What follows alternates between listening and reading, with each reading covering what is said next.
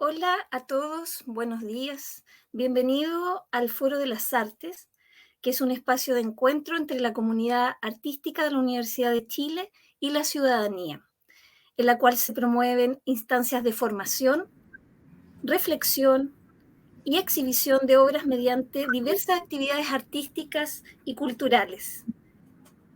El tema de esta segunda sesión del conversatorio Reflexiones sobre lo fúnebre, ritos, espacios y simbolismo surge en el marco del proyecto Pulvis et Umbra entre lo instalativo y lo escenográfico, realizado por el doctor y artista visual Rodrigo Bruna, quien está actualmente problematizando la noción de exequias con el fin de proponer una obra que desde la instalación tensione los límites conceptuales y metodológicos del quehacer escenográfico.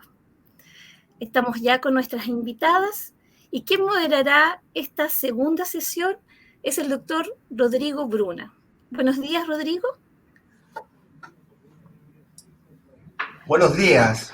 Qué gusto tener esta nueva sesión con nuestras invitadas para dar inicio a esta conversación. Bueno, como bien lo decía Carla, ya esta es nuestra segunda sesión y última, en donde nos veremos reunidos para conversar sobre reflexiones sobre lo fúnebre. Bueno, para dar inicio, vamos a partir con la doctora Mónica Salinero Rates, socióloga de la Universidad de Chile, doctor y magíster en Ciencias Políticas de la Universidad de Barcelona, egresada de la Maestría de Investigación y Producción en Artes Visuales de la Universidad Nacional Autónoma de México. Dentro de su trabajo en el campo de las artes destacan sus proyectos Álbum Funeral, Imágenes de una ciudad moderna y Archivo del taller de diseño. La doctora Salinero nos presentará su ponencia Fotografía y álbumes de funeral, prácticas modernas en torno al rito mortuorio. Hola Rodrigo, ¿cómo estás? Buenos días a todas y a todos. Muchas gracias por estar aquí, por esta invitación, ¿no? Tan interesante de poder reunir distintas investigaciones y perspectivas en torno a lo fúnebre. Comentarles que yo les voy a hablar de especialmente la relación entre los ritos mortuorios y la fotografía, en el contexto de una investigación que realizamos con un grupo de mujeres investigadoras, entre las que se encuentra Catalina Ostornol y Javiera Novoa, a partir de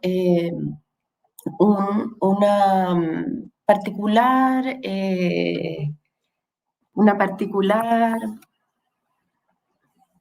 necesidad que tenía yo sobre abordar la existencia de un material específico que se desarrolló en la primera mitad principalmente del siglo XX, en general en el mundo, que son los álbumes de funerales.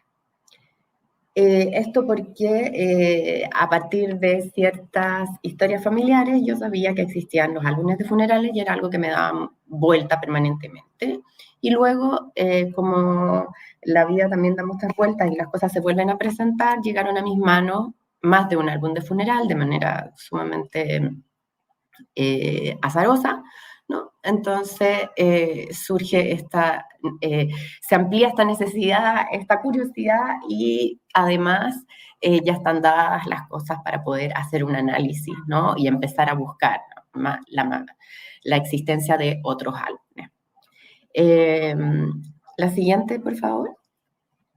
Entonces, nos planteamos desde una investigación interdisciplinar, ¿no? Desde la sociología, la antropología, pero también las artes y la cultura visual, para abordar los álbumes de funerales tanto como objetos materiales, ¿no? Que tienen unas características específicas, como una práctica fotográfica especialmente moderna, porque la fotografía es moderna, ¿no? Pero además la idea de construcción de los álbumes, que documentan los ritos funerarios y mortuorios en Chile de la primera mitad del siglo XX aproximadamente. Yo diría que hasta la década de los 60 todavía existían, todavía se realizaba esta práctica. La siguiente. Entonces, lo que nosotros hemos podido indagar, ¿no? Es que los álbumes de funerales son parte de una cultura material, de una época, ¿no? Que ya fue dejada atrás, de alguna forma, que nos revela un doble misterio, ¿no? Los álbumes de funerales nos hablan de la muerte, que sigue siendo un misterio, ¿no? A la cual nos acercamos desde muchas perspectivas, ¿no? Y con muchos sentimientos complejos de lo que significa la finitud humana, ¿no? O la posibilidad de creer en otras cosas, pero además lo que significa en torno a la vida social y cultural. Y por supuesto, en ese sentido, también cómo los álbumes de funerales constituyen o condensan significaciones de la narración gráfica. La narración gráfica es un concepto que nosotros encontramos en uno de los álbumes, que es ese pequeño papelito que estaba dentro de un álbum y que acá nos indica a quién pertenece ese álbum, esa narración gráfica de los funerales, ¿no? Lo que ya nos dice que era una práctica bastante común en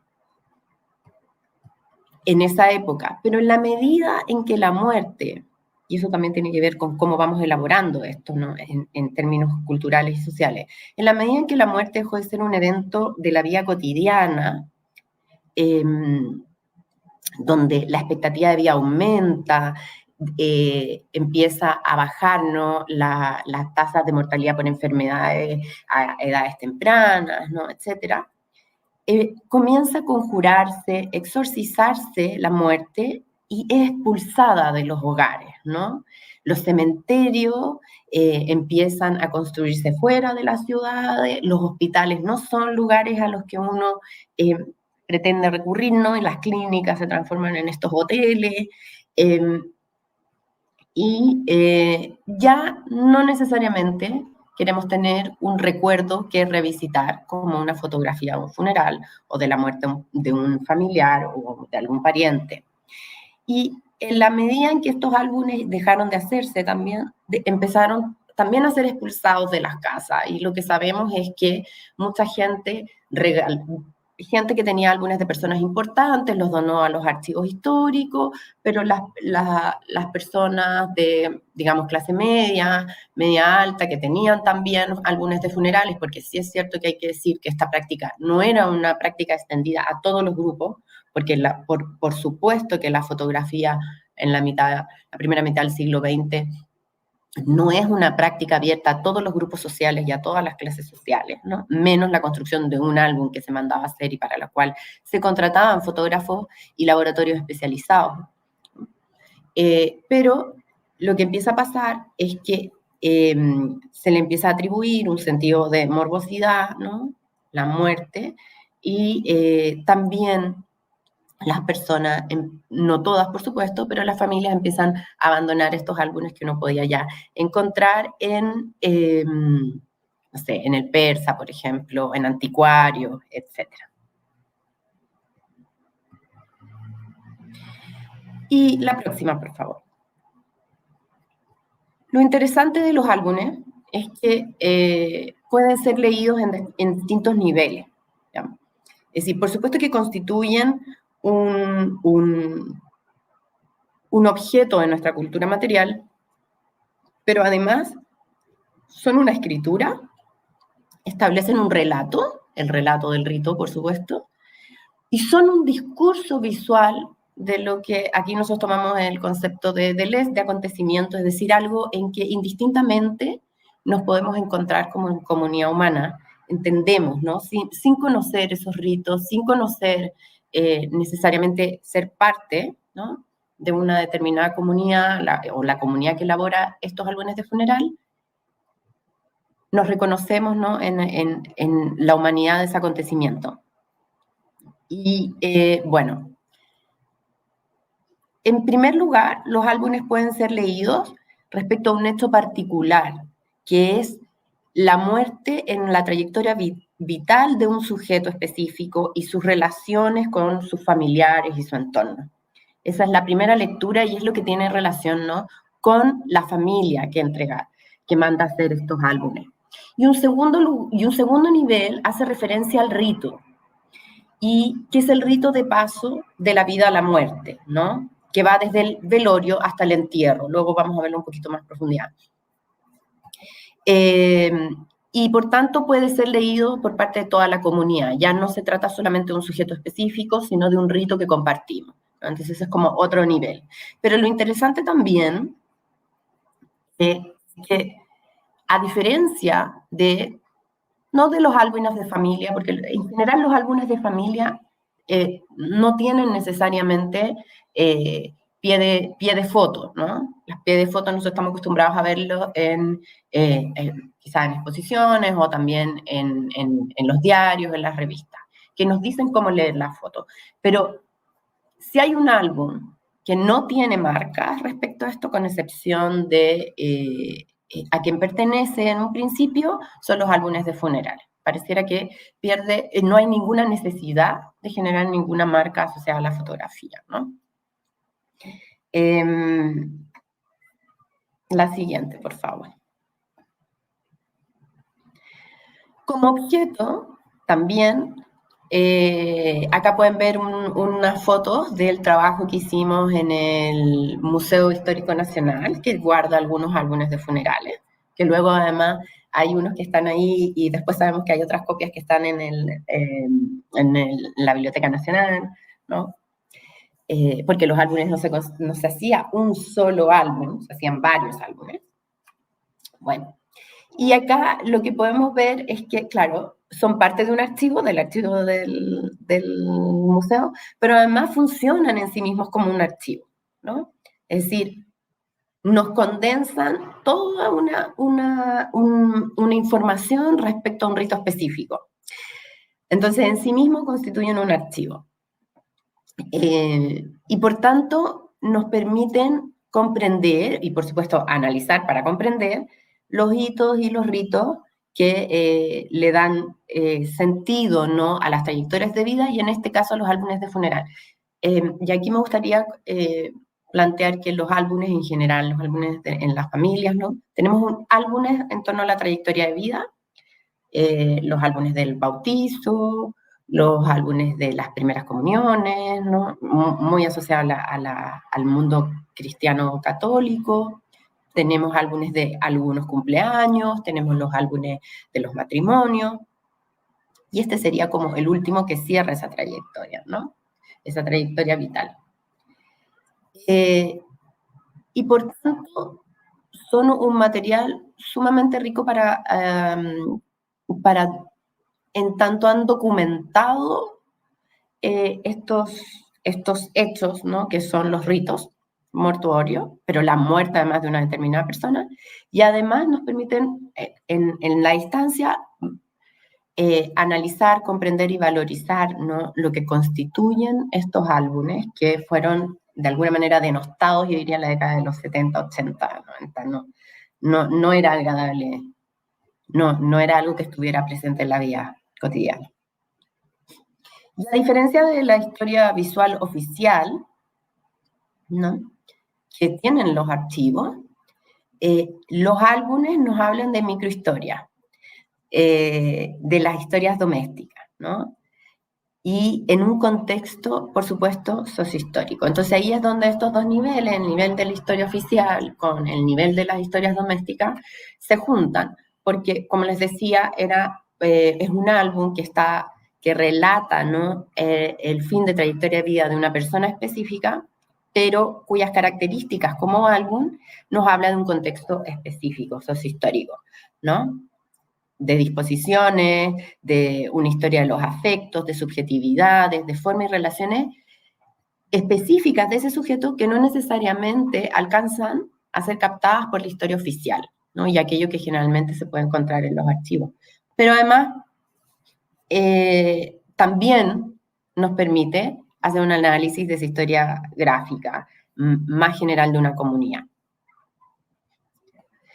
Y esto es muy interesante también porque como práctica moderna marca la existencia de una subjetividad individual, de la subjetividad individual de esa persona, ¿no?, que muere, pero también de la subjetividad individual que está alrededor individuales que están alrededor de esa persona, los lazos, ¿no?, que uno puede captar en los álbumes. La siguiente, por favor.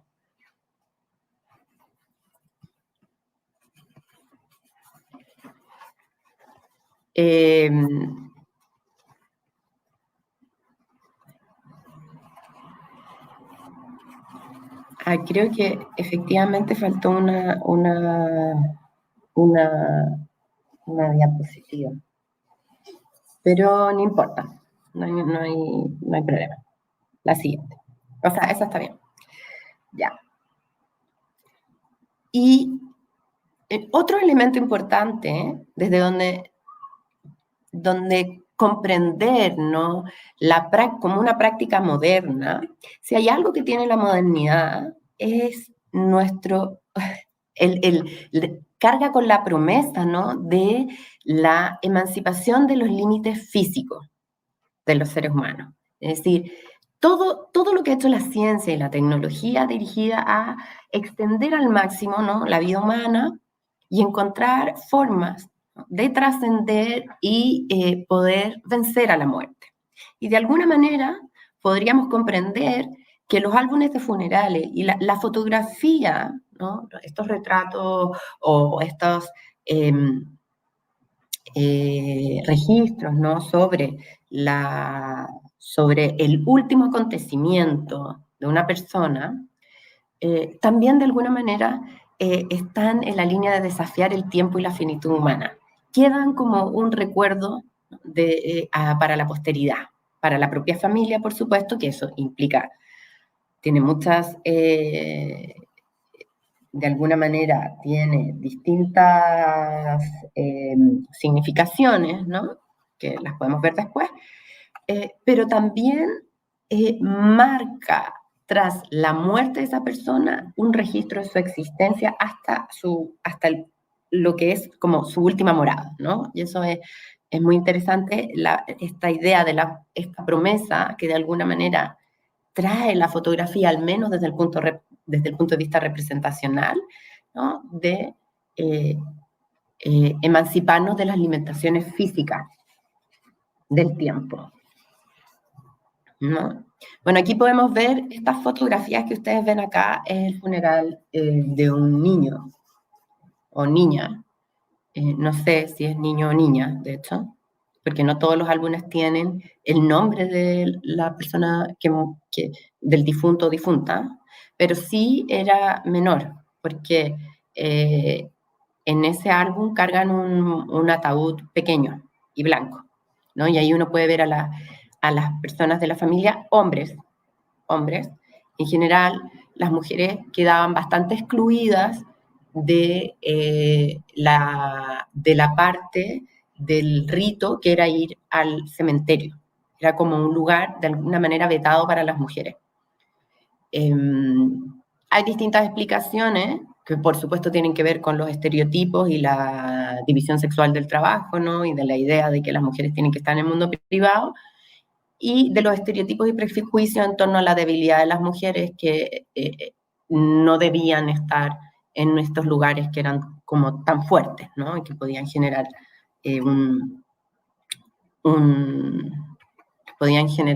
nos podían generar nosotras las mujeres casi que un trauma. Pero yo creo también que tiene que ver, esa otra interpretación, con la división entre el mundo público y el mundo privado. O sea, el cementerio ya es parte del mundo público, ¿no? Entonces las mujeres no tienen un protagonismo ahí, en general no están, y digo en general porque por supuesto no es en todos los álbumes de funerales, pero en general no son quienes están en la primera línea de lo que se registra en el cementerio. En los velorios sí están, ¿no? Y es muy...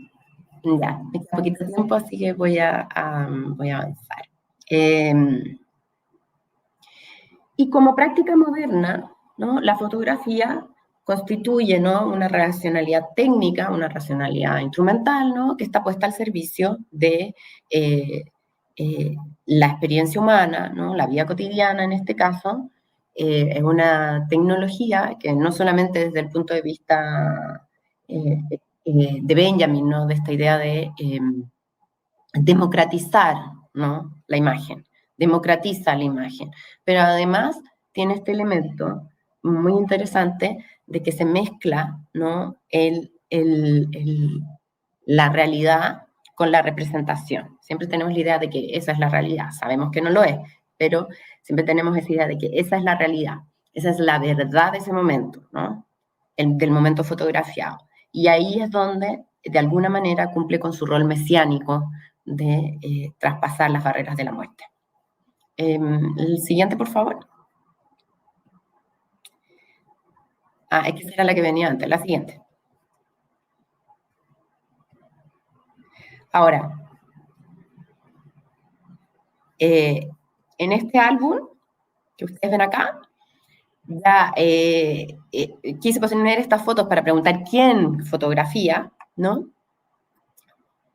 La persona que fotografía es un autor, es una narradora, es un espectador, también es un laboratorio, porque los laboratorios eran los que eran contratados para esto, y la verdad es que son todos esos, ¿no? El fotógrafo o fotógrafa, no solamente la máquina fotográfica, está ahí, hay alguien tomando esta foto. Y esa persona es un espectador o espectadora de ese rito, es parte de ese rito. Y además es parte porque la fotografía entra como un elemento constitutivo de los ritos fúnebres en esa época. O sea, un elemento más, ¿ya? Y además la fotógrafa o el fotógrafo va a determinar ciertas escenas que se deben registrar, ¿no? De todo el rito fúnebre. Eso es muy interesante. Y aquí vemos la idea que hay, ¿no? Del funeral, ¿no? Esto va entrando al cementerio general. Este era un político, una persona bastante importante en la época, esto de los años 40 en Chile, que lo que quiere mostrar la fotografía con este ángulo es la gran procesión, que es una persona importante, ¿ya? Y eso también es muy interesante porque los fotógrafos van de alguna manera a ir explotando, ¿no? Las imágenes más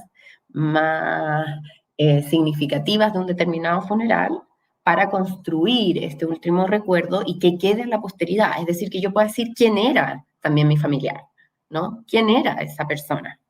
Hay un cierto reconocimiento, ¿no?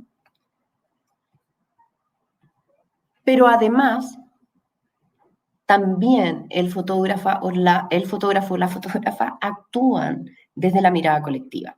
Es decir, si bien eligen ciertas cosas y son autores y narradores, ¿no? Lo que se expone después en el relato del álbum cuando se eligen las fotos también, que no son solo los fotógrafos, porque hay laboratorios que son un conjunto de personas, ¿no? Pero también ponen en acción una mirada que es colectiva, una mirada que es social, ¿no? Inclusive desde los encuadres. ¿Por qué mostrar que son importantes? Eso nos muestra también algunas ideas y valores, ¿no? Respecto a la identidad de las personas. ¿Qué es lo que tenemos que mostrar que somos, ¿no? Los escenarios espaciales, los actores, los momentos del rito representado. Y rápidamente, podemos en la siguiente. Acá vemos también algunas de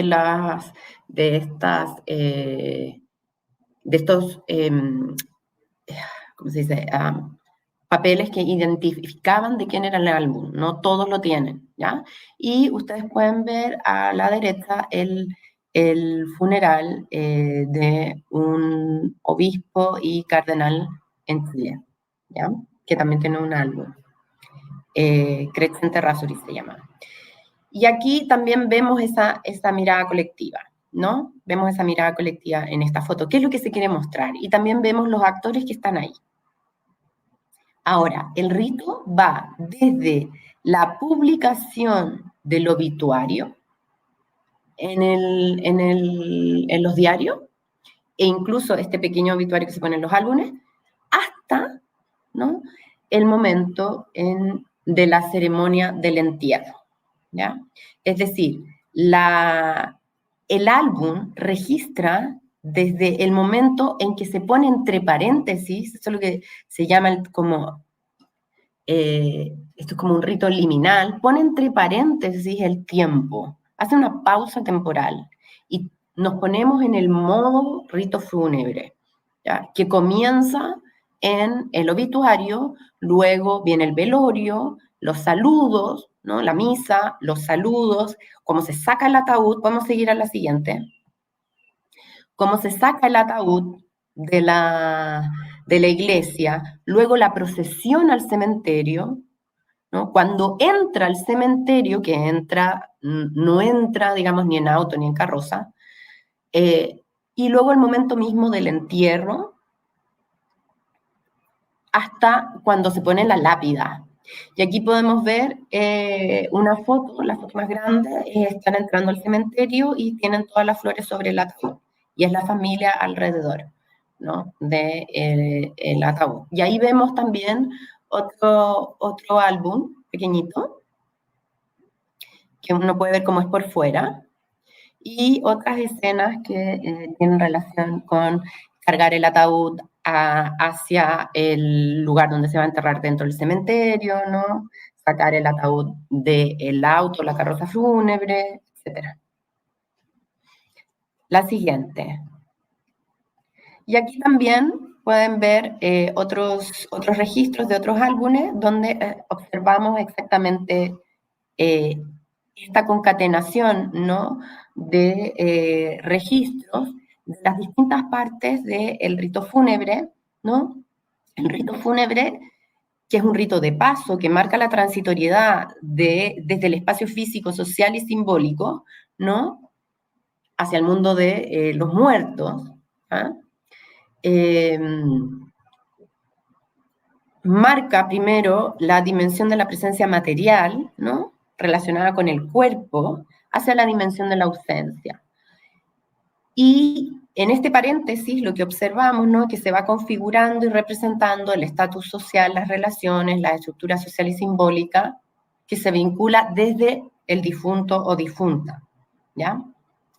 Y además, todo este rito que es registrado en los álbumes de funeral, finalmente, en esa época lo entendemos como un proceso, ¿no?, y un documento que ayuda a amortiguar el dolor, ¿no? El dolor desde lo afectivo e ir asimilando la ruptura, tanto el rito fúnebre como el registro del rito. Bueno, eso en términos generales lo que yo quería contarles, así que muchas gracias. Ahí podemos terminar con la última, que es, hicimos un pequeño fotolibro, que lo que hacía era reproducir un álbum de funeral, pero en el orden de que se presentan los álbumes de funerales, pero con el registro que logramos hacer de los alrededor de 16 álbumes que pudimos recuperar, digitalizar, además de otros que estaban en los archivos, ¿no?, y que digitalmente los entregamos al archivo de la Biblioteca Nacional de Fotografía y del Museo Histórico Natural, el Museo de Historia Natural de Valparaíso y el Museo Histórico Nacional que está en Santiago. junto con unas copias de este libro. Así que eso, muchas gracias.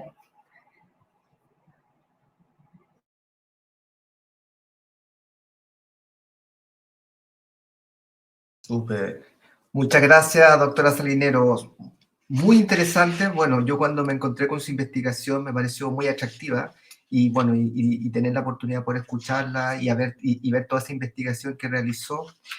Y me quedo con la idea de este paréntesis, de esta idea del paréntesis dentro del rito funerario, este paréntesis temporal que se genera, y me parece interesante para poder también concadenar también las siguientes ponencias. Muchas gracias. Vamos a dar paso a la doctora Antonia Benavente, que es arqueóloga de la Universidad de Chile, doctora en Historia del Arte de la Universidad de Oviedo, España, docente investigadora en las áreas de Antropología de la Muerte y Arqueología Histórica e Industrial en Chile y América, y actualmente es profesora titular del Departamento de Antropología y miembro de la Comisión Superior de Calificación y Evaluación de la Universidad de Chile. Le damos la bienvenida a la doctora Benavente con su ponencia Mito, Ritualidad y Muerte.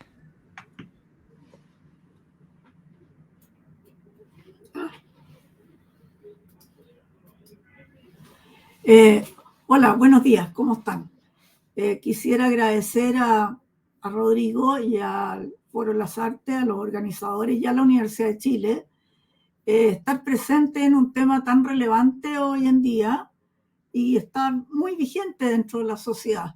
Por lo tanto, agradezco el haberme invitado y también encuentro un agrado estar participando en este ciclo de conferencias.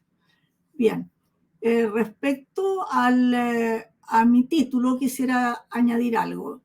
Siempre cuando yo escojo ya sea un título o una imagen, tiene algo detrás. Y respecto al título, quisiera decir que el hecho de haberlo nominado Mito, Ritualidad y Muerte es una forma teórica conceptual que visualiza tres elementos, tres conceptos o tres formas sociales que están absolutamente ligadas y presentes en todos los ritos de connotación fúnebre, ya que el mito es un conjunto de conocimientos, un conjunto de creencias, un cúmulo de aspectos que han reunido las comunidades y las sociedades y que dan las normativas o da las pautas de el origen de la vida, de las formas de la creación y también las partes de cómo debe comportarse de alguna manera, por así decirlo, entre comillas, el género humano frente a la vida. La ritualidad es la plasmación, es decir, la consecución o la aplicación de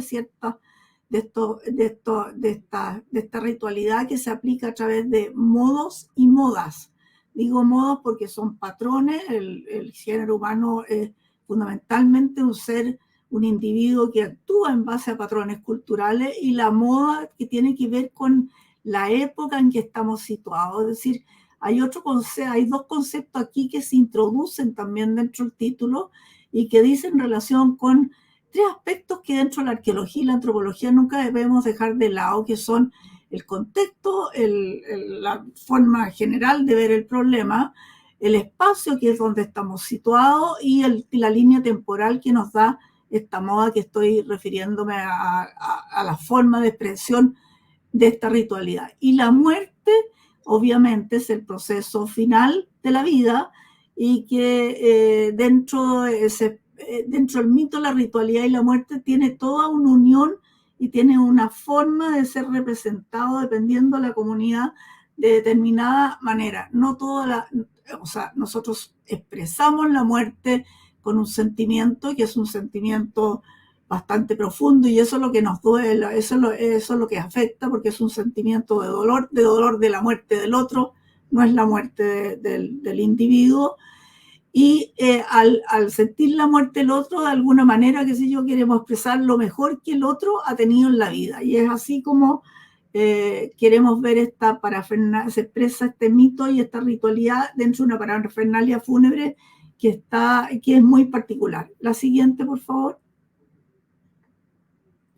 Bien, la muerte, según Jasper, es una experiencia límite. Obviamente es una experiencia límite, es la experiencia última del rito de paso, que las personas de alguna manera tratan de humanizar. Obviamente que se trata de humanizar porque la muerte en sí es un proceso biológico donde termina la vida y que se trata de humanizar con el fin de darle alguna personalidad, algún grado de connotación y de particularidad, ya que es un paso a lo desconocido. Aquí queremos de alguna manera, como es un paso a lo desconocido, queremos reproducirlo en permanente vida. Este es un sector del cementerio de Concepción donde están enterrados fundamentalmente los niños y donde han volcado en relación a este árbol una especie de animita, donde se han hecho una serie de advocaciones y se ha puesto una serie de peticiones y rogativas con el fin de que ese niño que murió probablemente pequeño en situaciones momentos trágicos, de alguna manera, qué sé yo, tenga una vida mejor, y que nos beneficie a nosotros con una vida también mejor. En ese sentido, aquí se cumple la muerte, la ritualidad expresada específicamente en la infancia. La próxima, por favor. Bien, la vida proporciona modelos conductuales y sociales que permiten soportar la muerte y el proceso que ésta conlleva. Esta es una escultura que tomé en Asturias y que corresponde a un conjunto de mujeres que de época decimonónica se planteaban, qué sé yo, o sea, se contrataban específicamente para llorar la muerte, porque la muerte tiene que ser de alguna manera dentro de la sociedad expresada como un elemento de dolor, y esa forma de expresión de manera de dolor es a través del llorar, y que se plasma y es muy común en distintos tipos de sociedades. La próxima, por favor. Y el mito. El mito que, como les dije, es una historia verdadera que tienen las sociedades, que es particular, que es sagrada, que es sacrificial y ejemplar y significativa. Aquí lo que quise representar con esta imagen es una imagen de una cabeza nazca, la cual fue obviamente sacrificada y que corresponde a la parte mitológica de la forma de ver la cultura, donde el sacrificio y la desmembración de una parte del cuerpo de la persona de esa cultura se captaba y se traía hacia el resto de la comunidad. El captar el cráneo, el captar el pensamiento, el captar el conocimiento, de alguna manera lo hago sagrado, mantengo, qué sé yo, esta forma de conexión con la muerte, que de un punto de vista sacrificial, pero a su vez es ejemplar y significativa, porque me dice, a través de todo el contexto que yo estoy visualizando en este cráneo, el cerrar la boca, que significa, qué sé yo, que está absolutamente callado este ser humano, que no va a poder seguir hablando, que el dominio sobre la muerte lo tengo yo. Esta cinta que tiene inserta en el cráneo, que lo llevan puesto en la cintura, significa que el que hizo el sacrificio, el poseedor de esta cabeza, mantiene de alguna manera el rito fúnebre latente, pero de un punto de vista como partícipe de la vida. En este sentido, yo pienso que la concepción de la muerte no es un tema que en general las poblaciones escamotean, es decir, no quieren, qué sé yo, hablar de la temática, pero sí de alguna manera no lo podemos obviar de la temática de la vida. Es un tema de la vida, es un tema de un rito de pasaje que todos pasamos, y que en la forma, qué sé yo, que lo mantengamos de alguna manera dentro de nuestras comunidades vivas, va a ser, qué sé yo, expresado de alguna manera y sentido de manera más fácil para el resto de la comunidad. La siguiente, por favor. Otro aspecto de los mitos es bastante interesante, es una fotografía mapuche y que tiene una significación particular. Es un individuo que está de lado, que está callado, que está mirando hacia abajo, pero tiene un pájaro negro, y ese pájaro negro es el tuetué. El tuetué, que significa un pájaro que aparece en las noches dentro de las comunidades del sur de nuestra población, está dentro de la mitografía, y que dice y se acerca a la población, y cuando se acerca a la población, si uno no trata bien a este famoso tuetué, en el fondo va a anunciar ciertos presagios. Que este es un ejemplo probablemente que no todo el mundo comprende, pero sí se comprende que si está dentro de la mitología el anuncio de este pájaro y su calidad de aparecer en las zonas oscuras en momentos precisos, es un anuncio de que el fin de la vida va a llegar. Es decir, está anunciando de alguna manera que este proceso va a llegar. En este sentido, de un punto de vista conceptual, diríamos que los mitos tienen una estructura y una función. Tienen una estructura que los forma de alguna manera, y cumplen una función que los rige respecto a los aspectos de la vida, a los aspectos de la muerte, a los aspectos de la cotidianidad, etc.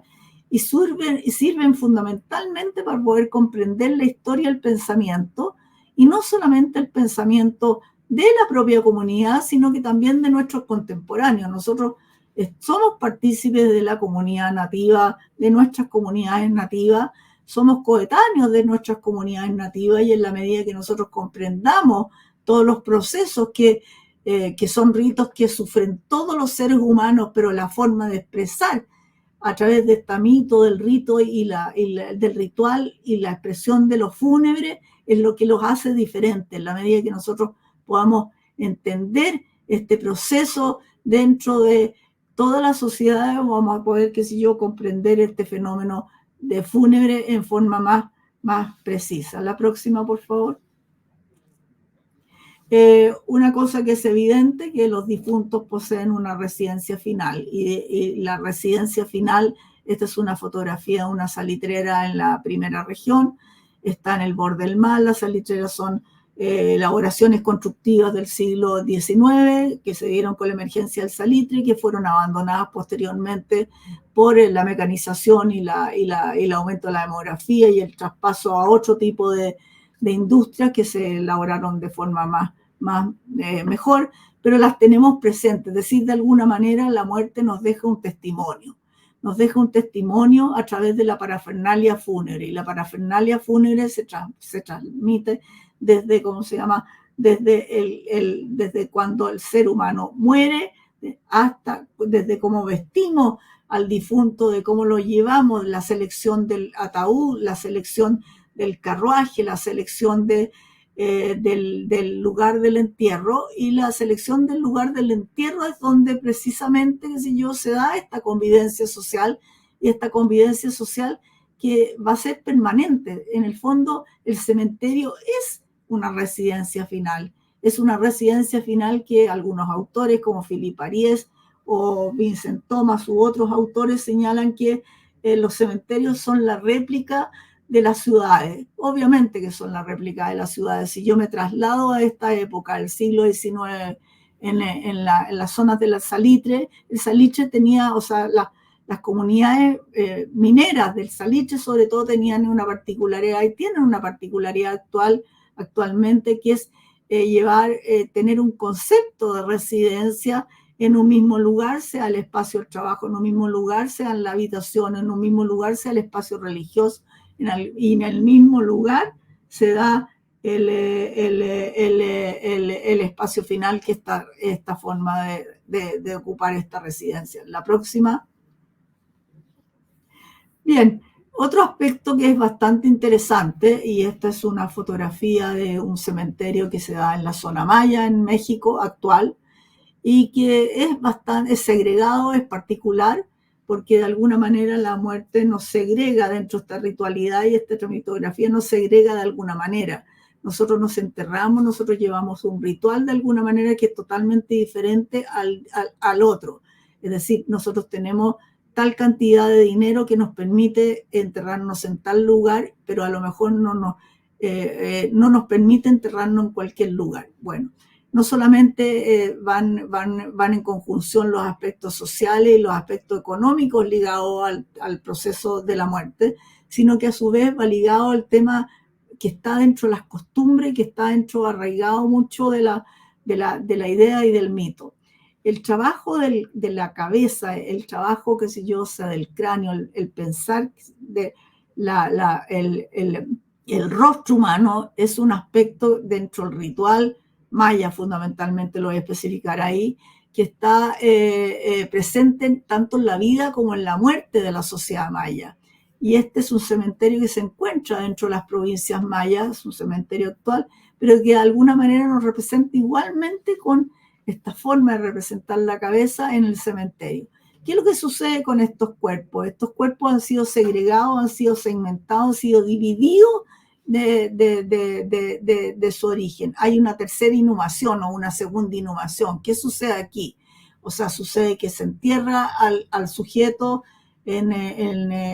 que es apoyado por toda la comunidad, luego a lo largo de un año, este individuo es sacado, va toda la familia al cementerio, se hace un ritual de nuevo, se saca, se exhuma, se limpian todos los restos, se despelleja, por así decirlo, en forma bastante brutal, se le deja solamente a nivel del esqueleto y se lo pone en cajitas, y estas cajitas tienen una especie de pañito que son bordados precisamente por las mismas comunidades, y específicamente para las comunidades, y que van a tener presencia a la vista no solamente de la persona y del familiar, sino que de todo el público. Es decir, la muerte ya no es privada, sino que se transforma en algo público, donde el espacio que yo les mencionaba tiene una serie de significaciones, y estas significaciones me las dicen los elementos que componen esta forma de enterrar o esta forma de ritual. En el fondo, en este sentido, aquí es un espacio y de múltiples signos y de múltiples significaciones de naturaleza simbólica, y a su vez también es un gueto, es decir, está inmerso en una especie de cofradía que es único, pero que no podemos nunca dejarlo aparte de visualizarlo en forma no ligado a la comunidad y a este espacio que yo les mencionaba. La próxima, por favor. Bien, otro aspecto que es bastante reconocido y que lo tenemos todos metido dentro de nuestra cultura, es que la muerte de alguna manera es cosificada. Es cosificada, llevarla a través de el incienso que se le tira en las misas o en cualquier ritual. Las flores que nosotros llevamos no son cualquier flor. Los objetos religiosos, los crucifijos, las imágenes que son de alguna manera acoplados y que nosotros le dejamos en el ritual fúnebre, y que en el fondo tienen la particularidad de rememorar al difunto. Aquí vuelvo a hacer mención a la parte mexicana, que es muy rica en la parte de expresión tanto de la individualidad como de la expresión de la sociedad, de la muerte y la conmemoración de los muertos, sobre todo en esta fecha, donde de alguna manera se hacen pequeñas figuras en madera o en otro tipo de elementos de las representaciones tanto masculinas como femeninas, y que se venden al público y también se llevan y hacen participar dentro del ritual funerario. La próxima, por favor. Y termina, o sea, la diapositiva anterior tiene relación específicamente con esta diapositiva, ya que este otro signo es que la muerte es una expresión de la individualidad. Es decir, el individuo es el que muere. Es el individuo el que muere, y si nosotros queremos representar a través de una fotografía al individuo, a través de una imagen al individuo, a través de una pintura al individuo, a través de una escultura del individuo, o sea, es la expresión de alguna forma de la individualidad. Es un elemento que está presente en todas las sociedades y que nos caracteriza y nos dice: somos de acá, somos de alguna parte, somos pertenecientes a tal parte, tenemos nuestra concepción mortuoria de tal manera, somos representativos. No queremos esconder, en este caso, nuestra visión acerca de la muerte. No nos importa esconderla, o sea, queremos representarla, y representarla de forma viva y en forma alegórica. La próxima. La muerte y el rito. Esta es una iglesia de los monjes capuchinos en Sicilia, donde ustedes saben que desde bastante tiempo estos monjes capuchinos se enterraban en especies de catacumbas que son específicamente catacumbas muy calcáreas que mantienen los cuerpos, lo cual ha motivado que hasta el día de hoy se sigan enterrando personas de la zona y que tengan que pagar. En este minuto esas catacumbas están abiertas porque son impresionantes y se permiten verlos. Es una costumbre totalmente mortuoria. La Sicilia y Italia y la parte en general mediterránea tiene una concepción de la muerte y el ritual de la muerte muy apegado al aspecto religioso, pero también muy apegado a cómo yo me voy a representar para después de muerto. No quiero que me entierren, quiero que me vean. Ya no es una expresión de la individualidad de forma diferente. Quiero que me observe y me observen bien. Por lo tanto, yo entrego mi cuerpo, que es la expresión biológica de la muerte, a la comunidad. La próxima, por favor. Y la muerte social. La muerte social es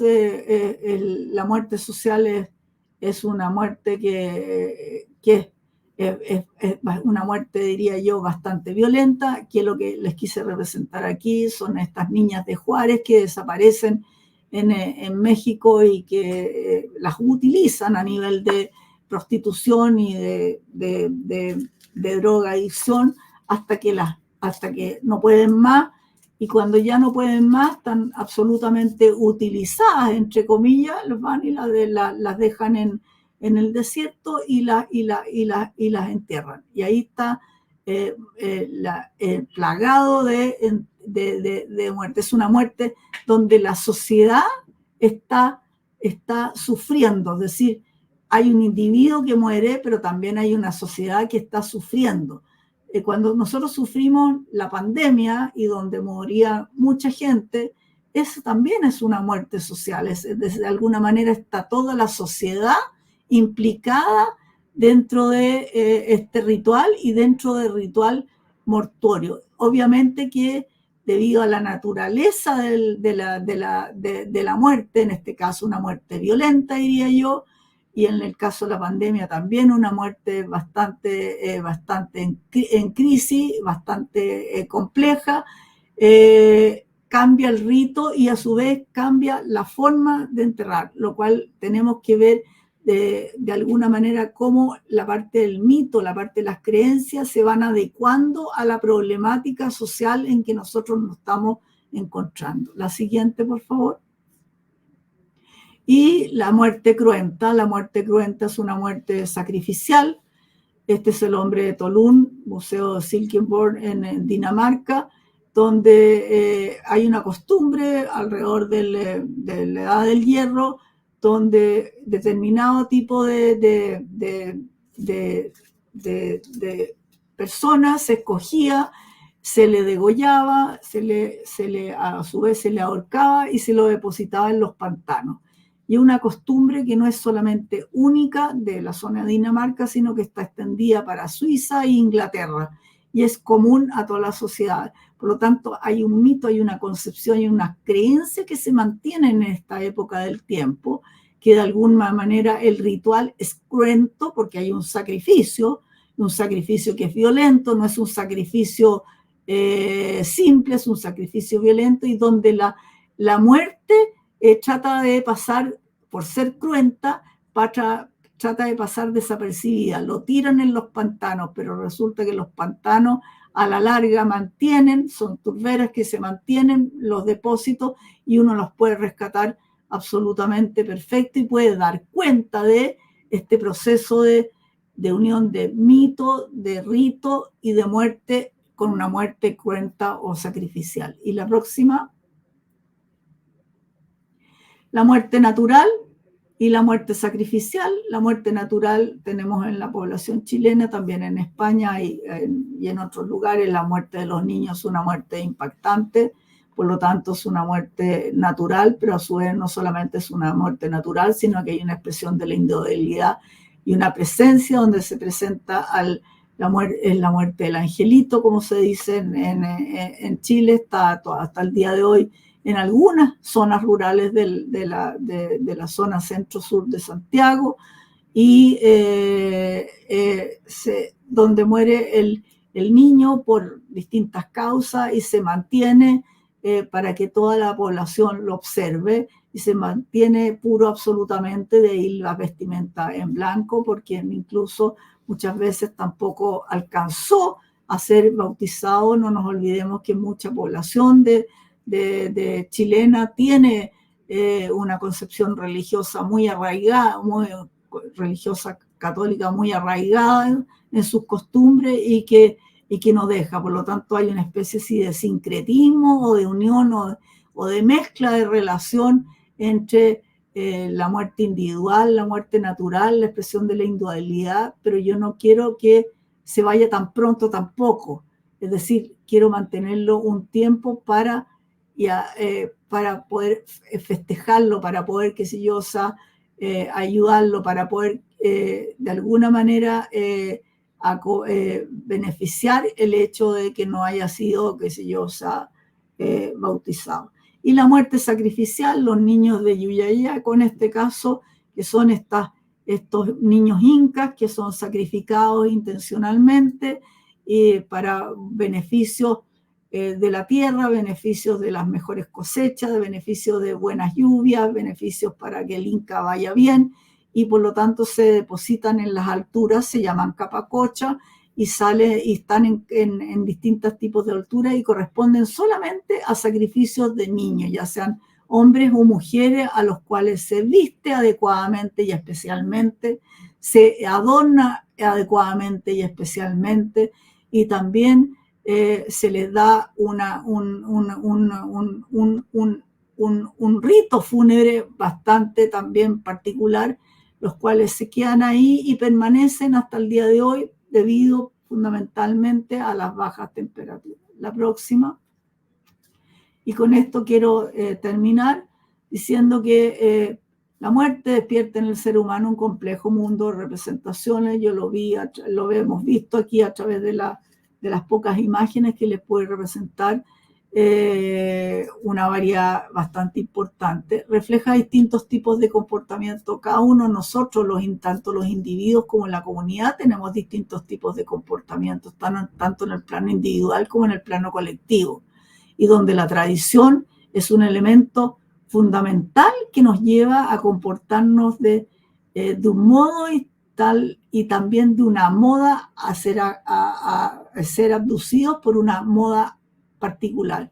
Aspectos que se manifiestan en distintas y diferentes momentos y que son codificados. Toda la concepción fúnebre es lo más rico que existe, que nosotros podemos encontrar dentro de los aspectos de la cultura, ya sea no solamente material, sino que también inmaterial, a través de los cantos, las narrativas, las lecturas, los mitos de las poblaciones, y que en el fondo dan cuenta de cómo es el depósito de los cadáveres, su tratamiento, cómo es la parafernalia que acopla a estas poblaciones, cuáles son los ritos, y en el fondo conducen y terminan con lo que podemos denominar una profesión de la muerte. Es decir, está todo absolutamente estandarizado y está todo absolutamente ligado.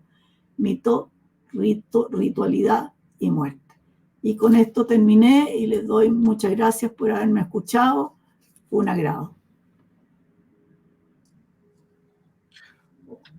Muchas gracias, doctora Benavente, y muy interesante. Me quedé con varias ideas que, bueno, espero que después en la conversación podamos desarrollarlas, pero sobre todo me quedé con la idea de no querer que me entierren, sino querer que me vean. Y eso es súper interesante, sobre todo tal vez para también la próxima ponencia en relación también a la fotografía post-mortem. O sea, yo creo que ahí hay un vínculo interesante. Muchas gracias. Le damos paso a la doctora Morcate, artista, investigadora, profesora de fotografía de la Universidad de Barcelona, doctora en Bellas Artes, desarrolla su investigación y proyectos de creación abordando la representación de la muerte, la enfermedad y el duelo en el ámbito de la fotografía familiar y la creación contemporánea, así como otros temas vinculados a la memoria, a la ciencia y a las humanidades médicas. La doctora Morcate nos presentará su ponencia, Fotografía de Muerte y Duelo, Visibilización y Cambio Social. Hola, buenas tardes. Buenos días, buenas tardes. A ver si puedo acceder ahora. Perfecto. Bueno, pues gracias, Rodrigo, y a las compañeras, gracias a la organización por la invitación. Bueno, la presentación que he traído básicamente pretende aglutinar algunos de los ámbitos de estudio relacionados con la representación de la muerte, la enfermedad y el duelo, que es lo que me ha ocupado en los últimos, yo creo que 15 años ya. De manera muy rápida, estos son algunos de los proyectos, un poco para que se vean las áreas, ¿no? y los agentes que ahora explicaré de manera muy sintética. Luego, si hay alguno de los temas que queréis que desarrolle un poquito más, pues hablamos de ello. Pero básicamente desde narrativas de la enfermedad terminal, éticas, algo más reciente, éticas de las imágenes durante el COVID-19, la primera etapa del COVID, y actualmente un proyecto con un equipo internacional bastante potente que estamos empezando ahora, que es representaciones contemporáneas del duelo y el dolor. Y en este proyecto continúo con la línea de investigación sobre analizar, estudiar las imágenes de enfermedad, muerte y duelo, y buscando también aquellas imágenes que sobre todo se centren en visibilizar sufrimientos, ¿no? que por diversos motivos nunca ocupan la primera página o el interés mediático, ¿no? y cómo algunas de estas imágenes, algunas de estas narrativas visuales pueden, en cierto modo o en gran modo, contribuir a cambios sociales, ¿no?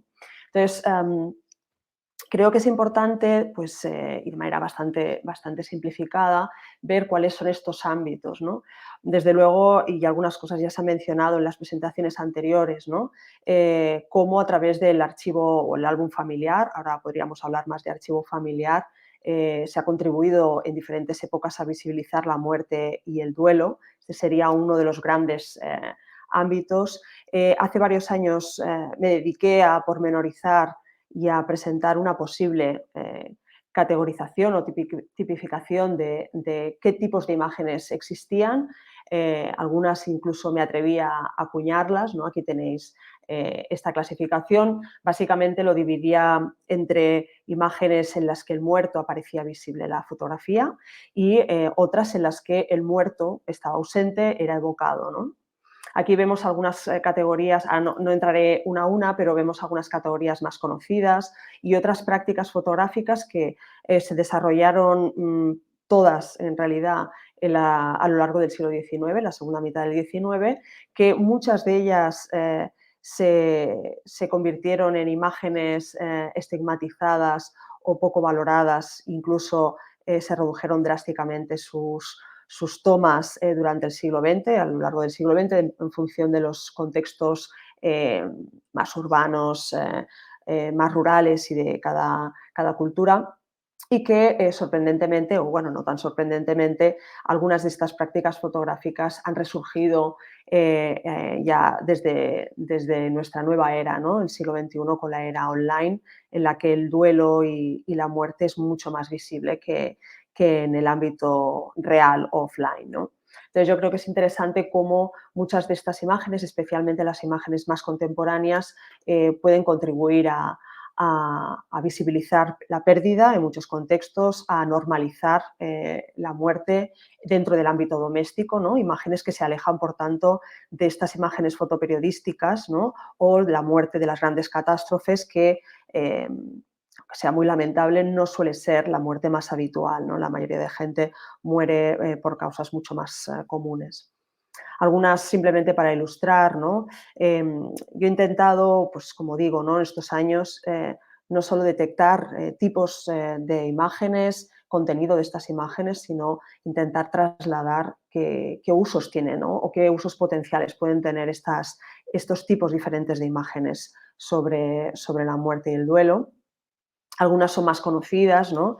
Desde la captación del semblante, rendir homenaje, tanto desde el ámbito doméstico como desde la esfera pública también, hacer frente a la muerte y el duelo,